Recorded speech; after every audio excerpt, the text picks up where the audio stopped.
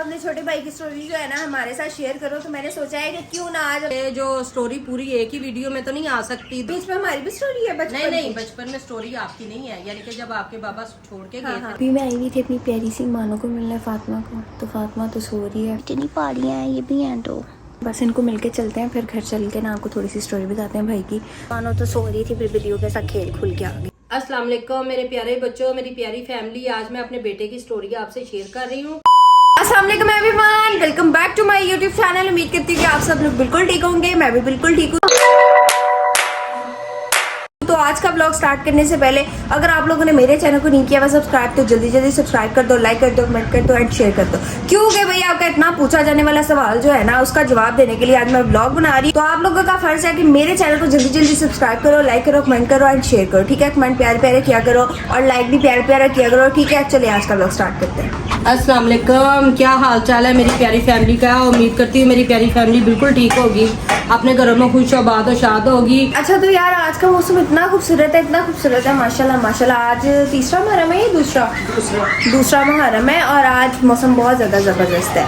और मम्मा मेरी बात सुने, आप वैसे ये बताएं आप ये क्या कर रही हैं? मैं आपके लिए नाश्ते की तैयारी, समझो लंगर की तैयारी कर रही हूँ। ये लंगर है हमारा? हाँ, चाय बाकर हनी तो बर्फ की होता है। अच्छा मेरी बात सुने, बहुत ज्यादा कमेंट्स आ रहे हैं मुझे, आप अपने छोटे भाई की स्टोरी जो है ना हमारे साथ शेयर करो। तो मैंने सोचा है कि क्यों ना आज अपने छोटे भाई की स्टोरी जो है वो शेयर कर दी जाए। लीजा भी मुहर्रमों के दिन है, मजलिसों पे जाते आते इतना टाइम नहीं होता बेटा, क्या करें आप बाद में कर लेना मुहर्रम के 10 मुहर्रम के बाद। अम्मा सबने कहा है, कमेंट्स बहुत ज्यादा आ रहे हैं हर वीडियो पे। कोई वीडियो की तारीफ वीडियो की नहीं होती है, उसमें यही होता है कि आप अपने छोटे भाई की स्टोरी बताएं। तो अब मैं क्या करूँ?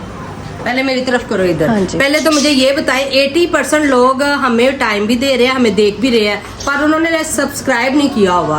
कितने दुख की बात है। अगर वही 80% लोग हमें सब्सक्राइब करें तो हमारा भी दिल करेगा कि हम अपना दिल खोल के, अपनी जिंदगी खोल के आपके आगे रख दें। सबसे पहले जाएं और जिसने सब्सक्राइब नहीं किया वो सब्सक्राइब सब्सक्राइब मुझे नहीं आता, सब्सक्राइब मेरी क्यूटी पाई जो मर्जी बोल दे। अच्छा सॉरी, ठीक है। फिर हम मम्मा थोड़ी सी स्टोरी बता दें। लेकिन यार हम लोगों ने जाना था मजलिस पे, ठीक है। तो वो हम लोग कोशिश करेंगे छोटी सी स्टोरी बताएं ताकि वो एंड हो जाए जल्दी जल्दी। ये ना मैं आपको स्टोरी बताती रहूं और वहाँ में मजलिस वगैरह खत्म हुई हो, ठीक है। थोड़ी सी अगर आप कहते हैं तो स्टार्ट से लेके जो स्टोरी पूरी एक ही वीडियो में तो नहीं आ सकती, 2-3 स्टेप कर दे आपके लिए।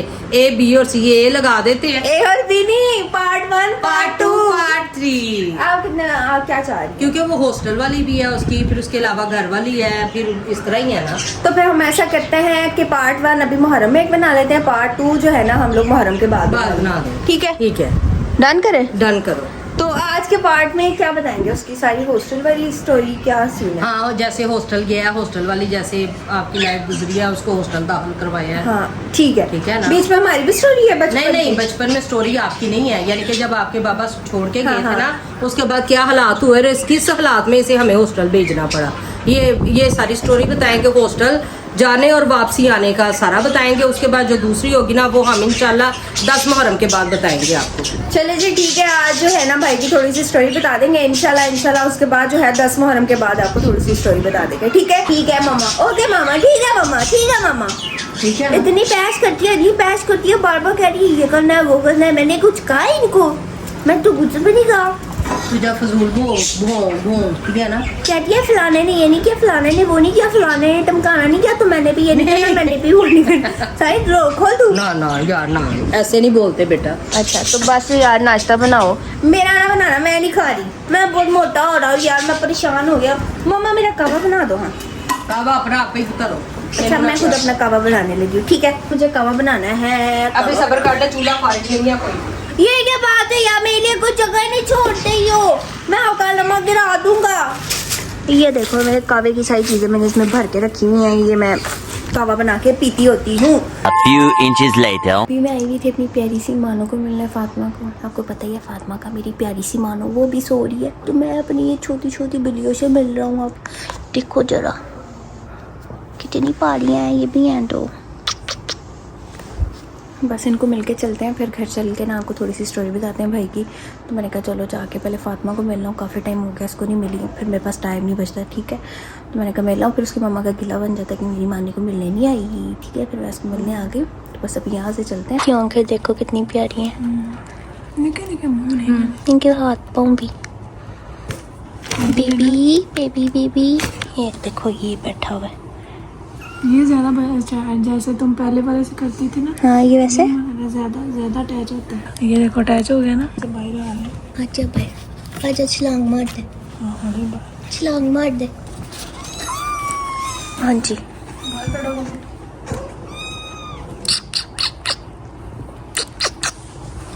कैटो, देखो जरा मम्मा कैसे आ गई है उनके पास कि मेरे बच्चों को कहाँ पकड़ी है। इनको देखो कितनी जल्दी पड़ी है बाहर आने की। चल कैटो, तेरी मम्मा तुझे कुछ कुछ के मार देगी, वो देख रहा है गुस्से में बैठी हुई है। देख बोल है, चल बेटा। यार ये क्या कर रहे हो, इसको रख दिया अंदर। चलो जी चले।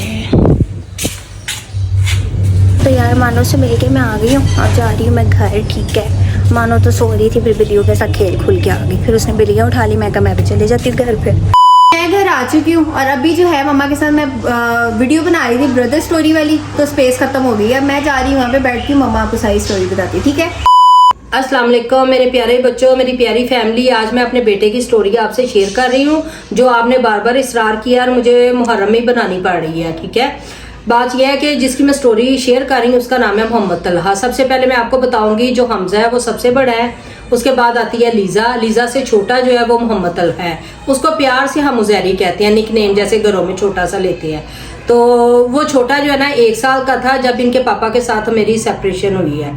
तो जब वो गए ना छोड़ के इनको, तो उजैरी 1 साल का था, हमजा मेरे ख्याल से 4 साल का होगा, और अलीजा जो है वो इसी तरह 3 साल की थी। यानी कि वो प्री नर्सरी प्रेप में हमजा था 1 क्लास में लगा लें, अलीजा जो छोटी क्लासों में थी, और जब उजैरी 1 साल का था। इस तरह जब वो छोड़ के गए हैं तो कुछ हालात हमारे उस वक्त बेहतर थे, वो भी कि मेरे जो माँ बाप की तरफ से मुझे घर मिला था ना, मैं उसी में रह रही थी। शादी के बाद ससुराल में नहीं मैं रही, अपने घर में ही रही हूँ। तो जब वो छोड़ के गए तो कुछ हालात बेहतर थे, मैंने बच्चों का अच्छे स्कूल में एडमिशन करवाया हुआ था, प्राइवेट स्कूल थे। तो जब उजैरी तकरीबन आहिस्ता आहिस्ता वक्त गुजरता गया, आपको पता है महंगाई और हालात के सर पे घर तो खाली हो जाते हैं, कोई कमाई भी बाहर से ना आए। तो जब हमजा तकरीबन 2 से 3 क्लास में गया ना, तो मैं उसकी फीस अफोर्ड नहीं कर सकती थी ना प्राइवेट की। तो मैंने, मेरे एक जानने वाले अजीज है, उन्होंने बात की इलेक्शन के दौरान ना कि बैतुल माल वालों की तरफ से ना वो पेपर आने हैं बच्चों के, तो अगर कहोगी तो मैं बच्चे का हॉस्टल में नाम लिखवा दूं। मैंने कहा चले आप लिखवा दें, अगर आ गया तो हम दाखिल करवा देंगे। ऐसा हुआ कि नाम आ गया। हम जब हमजा को लेके गए तो जैरी छोटा मेरे साथ ही था, जाता अलहदा घर में नहीं रहता था। तो लीजा को मैं अपनी कजन की तरफ छोड़ गई। जब मैं इसे दाखिले के लिए गई, मैं तो घर से गई थी कि हमजा का एडमिशन होगा इंशाल्लाह, पर जब वहां पे गई ना तो हमजा के एज में जो उन्होंने एज रखी हुई थी ना पेपर में, यानी कि फॉर्म वगैरह फिलिंग में, उसमें 2 हफ्तों का गैप आ रहा था, 2 हफ्ते का कोई था। उन्होंने कहा जी बड़ा बेटा तो नहीं हो सकता, इसकी जगह ना आप छोटे बेटे को दाखिल करवा लें। मैं काफी परेशान हो गई। तो जो जिन्होंने मेरे बेटे का करवाया था ना, उन्होंने मुझे भाईजान ने समझाया कि आमरा बेटा तो वो भी तुम्हारा ही है, आज नहीं तो कल उसे भी दाखिल करवाना, तो चलो छोटे को करवा दो, बड़ा तुम्हारे पास रहेगा। इस तरह कर कर आके ना उसका नाम, उन्होंने एडमिशन लिया, उसका नाम दाखिल हो गया। उसी टाइम उन्होंने हमसे लेके ना होम स्वीट होम की गाड़ियां थी, उसी में बच्चों को बिठाया। ये रोता हुआ, मुझे आज भी याद है, ये बहुत रो रहा था और मैं खुद रो रही थी। तो ये मेरे दुपट्टे के पल्लू को ना छोड़ नहीं रहा था, बड़ी मुश्किल, वहाँ जो गार्ड वगैरह होते हैं उन्होंने छुड़ाया, इसे गाड़ी में बिठाया, ले गए। आप यकीन करें जब वापसी का सफर था ना, मैं बहुत रोती आई थी। मेरा इतना दिल दुखा था ना कि इतना छोटा बच्चा, और सबसे ज्यादा मेरा लाडला वही है। सब बच्चों से माओ को प्यार होता है, पर कोई एक बच्चा ऐसा होता है जिससे सबसे ज्यादा प्यार हो। तो वो उजैरी से मेरा प्यार बहुत ज्यादा था भी और है भी। हालांकि वो तंग भी बहुत करता है, पर इनको पता है कि माँ सबसे ज्यादा ना उसी से प्यार करती है। जब मैं घर आई ना, आप यकीन करें, आप औलाद वाली हैं, बहन भाइयों वाली हैं, कि मैं 1 महीना रात को सो के नहीं देखा था। तो मैं इतना रोती थी ना रात को, ऐसे आसमान की तरफ देखना, रोना। तो मुझे ना मेरे दिल में आया, मैं कहा अगर आज इनका बाप सर पे होता, कम से कम मेरा बच्चा ऐसे घर से बेघर ना होता। बच्चे एक ही स्कूल में पढ़ते, जैसे बच्चे जाते हैं आते हैं, फिर ट्यूशन जाते हैं, एक फैमिली का होता है अपना हिसाब। खैर आहिस्ता आहिस्ता दिल को समझाना पड़ा। फिर उन्होंने अलाउ किया हुआ था कि 1 महीने बाद आप ना बच्चे को मिल सकते हैं।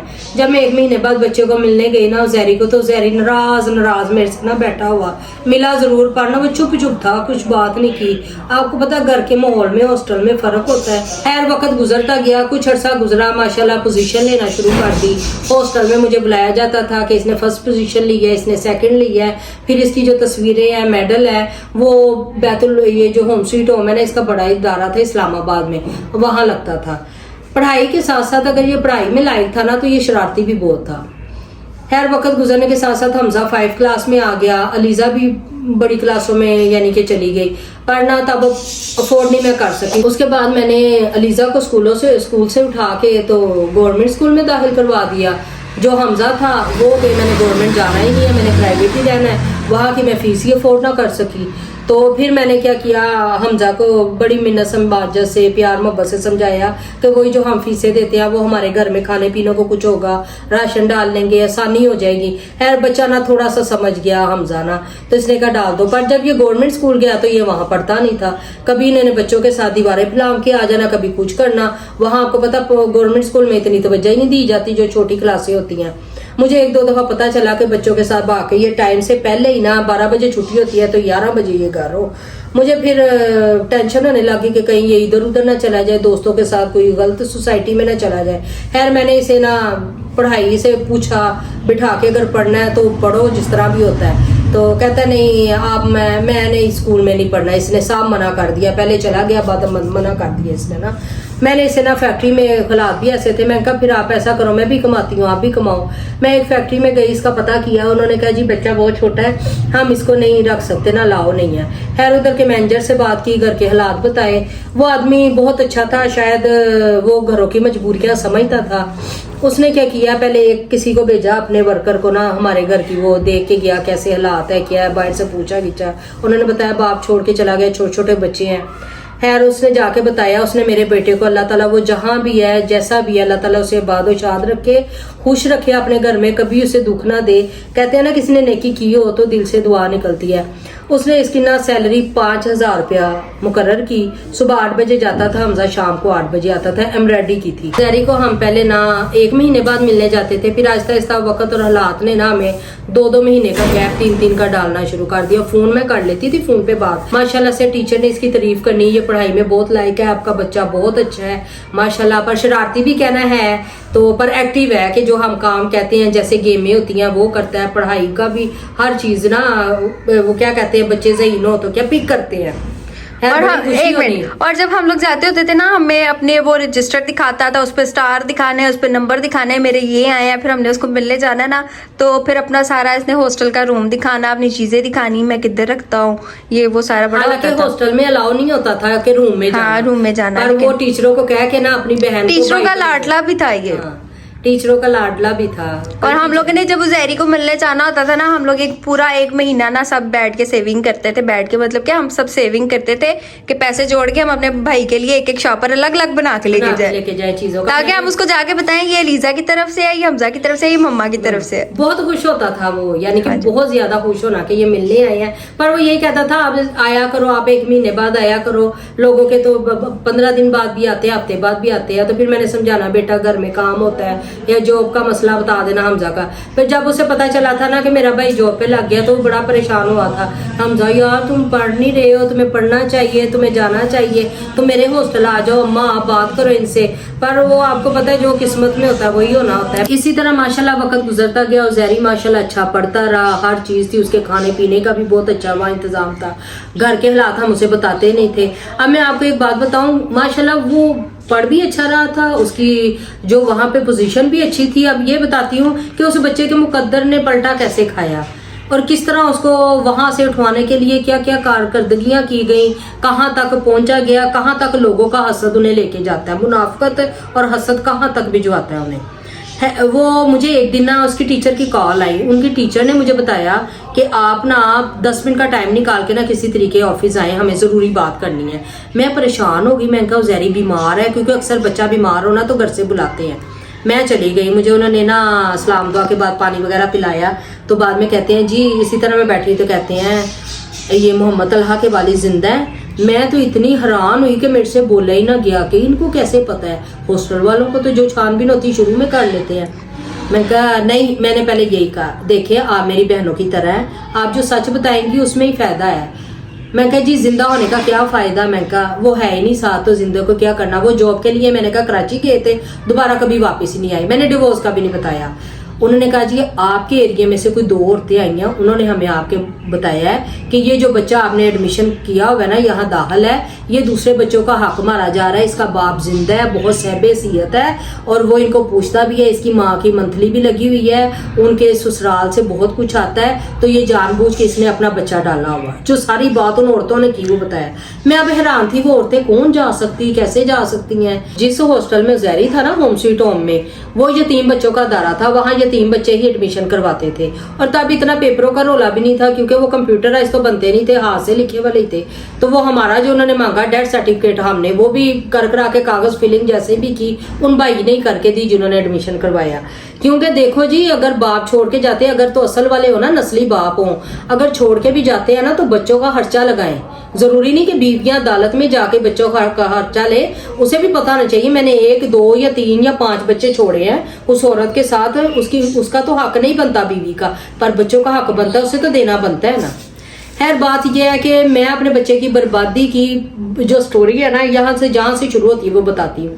मुझे जब वो मैडम ने बताया मैं बड़ी परेशान, मैंने अपने बच्चे से मिली, मैं उसे बाहर लाई, मैंने उसे पूछा मुझे बताओ वहां से कौन आया था। अब बच्चा इतनी छोटी एज में वहां गया हुआ था, उसे कुछ ज्यादा तो इन औरतों का ये इधर का मोहल्ले का पता ही नहीं था। जब भी वो हॉस्टल से आता था वो घर से बाहर ही नहीं निकलता था, या कार्टून होने हैं या उसने हमजा उजैरी के साथ जाके चीज लेके घर आ जाना है, बाहर नहीं वो जाता था। फिर पूछते बिछाते ना, वो जो एक औरत थी ना वो उसने मुझे पहचान करवा दी कि ये ऐसे ऐसे आंटी वो नहीं थी, वो एक दफा आपके पास भी आई थी, वो आई थी, पता नहीं उनके साथ कौन थी, दूसरी औरत को उसने नहीं पहचाना। खैर मुझे तो मैंने कहा नहीं ऐसा हो नहीं सकता, कौन ऐसा कर सकता है इतना जुल्म। हाँ यार पता उन्हें जो लगा वो साची था। है मैडम ने ना मुझे तावन ये किया कि आप बेफिक्र हो जाए, आपके बच्चे को कुछ नहीं होता, हमें बताया था, हमने हेड ऑफिस कुछ नहीं बताया क्योंकि ये बच्चा माशाल्लाह लायक है, ये किसी वक्त में कुछ बन के निकलेगा, हमारी ख्वाहिश है कि ये आपका सहारा बने। पर आप देखें कि कितना लोगों में हसद है और किस कदर जलन है कि जो आपके पीछे यहाँ तक बच्चे के पीछे आए हैं। अब बेफिक्र होके जाए, कोई इशू नहीं है।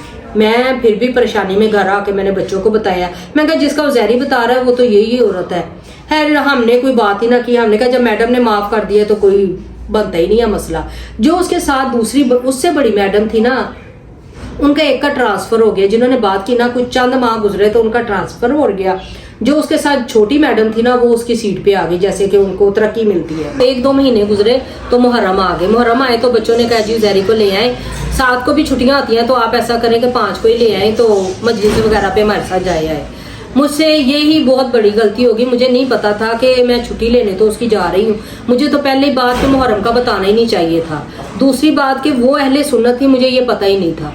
मैंने जाते साथ उसे कहा कि मुझे छुट्टियां चाहिए, मैं कोई बीमारी का, वैसे एक बात बताऊं हमारा ये जो दौर चल रहा है ना, अब नहीं 20 साल पहले भी झूठ को जो है ना वो अहमियत मिलती है, सच को अहमियत नहीं मिलती। मैंने उसे कहा जी 5 को आप छुट्टियां दे दें, आपकी मेहरबानी है। तो उसने कहा जी क्या करनी है, मैंने कहा मुहर्रम है, हमारे घर में मजलिसें होती हैं तो 9, 10 को 8 को तो वैसे ही हो जाती है। तो वो आगे से ना, उसका नाम था शुमाइला, मैं शुमाइला कहती हैं कि जी इस दफा तो मैंने 9, 10 को भी नहीं छुट्टी देनी हॉस्टल के बच्चों को, मेरी तो यही कोशिश है, तो मैं 5 को तो बिल्कुल भी नहीं दूंगी।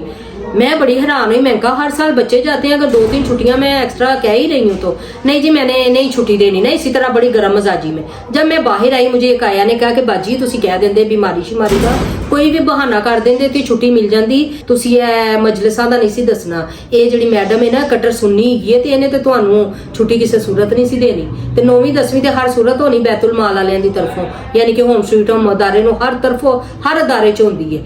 मैं बड़ी परेशान में आई ना, तो कोई जैसे कोई बड़े MNA MP होते हैं ना, मैं सीधा उनकी तरफ गई, उनसे मैंने थोड़ा जिक्र किया, बात की, उन्होंने कॉल की तो इसने जी मान गई, कहती है आप कहते हैं तो मैं छुट्टी दे देती हूँ, वरना मैंने बच्चे को छुट्टी नहीं देनी थी।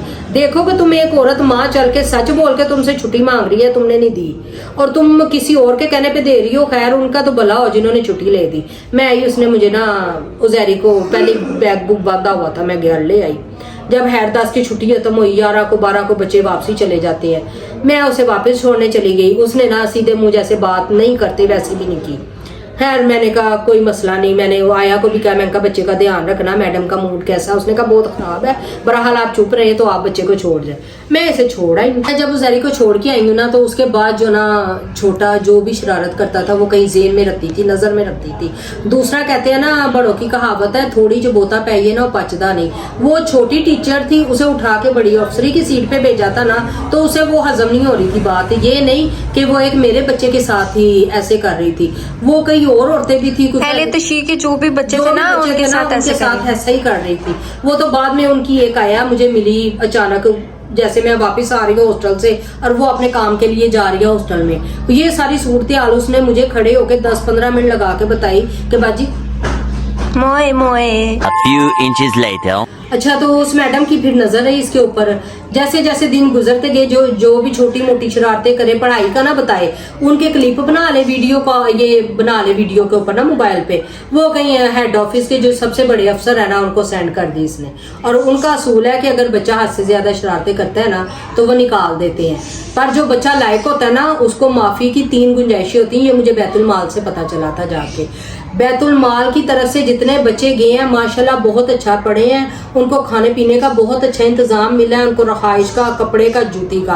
पर उन्होंने जो ऊपर हेड रखे हुए थे ना, यानी कि जो टीचरें थी, जो आया थी, वो बड़ी हुक्मरानी करती थी। खैर चलो वो बच्चों को संभालती थी, पर इस औरत ने ना, ये जो मिस थी, इसने वो बात इतनी दिल में रखी कि हमें जो आया रास्ते में मिली ना, उसने कहा आपके बच्चे को तो तब भी इन्होंने निकाल देना था, वो तो बड़ी मैडम अच्छी थी, उसने कहा बच्चा लायक है तो मैंने नहीं निकालना। जब वो औरतें आई थी आपके उधर एरिया से ना शिकायत लगाने के लिए, मुझे एक दिन बैठे बैठे इसी तरह फोन आया। मैं अपनी जॉब पे थी, मैं डेंगू की, पोलियो की जॉब करती थी, ये घर घर जाके जो कतरे पिलाते हैं ना, तो मुझे कॉल आई। मैंने कहा मैं तो अभी अपनी वर्किंग पे हूँ। कह रहे हैं जी आप फ्री हो तो आपने हॉस्टल आना है।